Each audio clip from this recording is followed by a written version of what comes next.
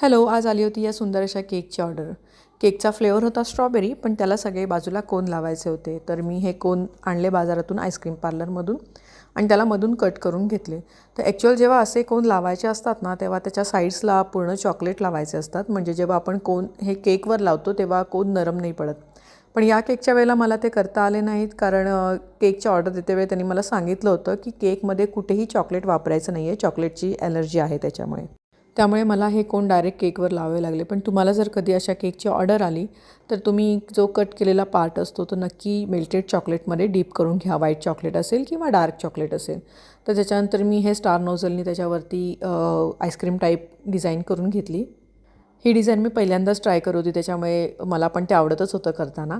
तर सगळ्यात शेवट लावलं मी ते हे चेरीचे पीसेस आणि ते खरंच कोन इतके छान दिसायला लागले. आणि या कोनमध्ये जे व्हिप क्रीम वापरलं त्याच्यामध्ये पण मी क्रश थोडं मिक्स करून घेतलेलं. हा केक 1 किलोचा होता आणि अशा पद्धतीने हा केक मी पूर्ण डेकोरेट करून घेतला. केकचे व्हिडिओ आवडत असतील तर नक्की लाईक करा. पेजला फॉलो केलं नसेल तर फॉलो करा. पुन्हा भेटूया एका नवीन व्हिडिओमध्ये. बाय. Thanks for watching.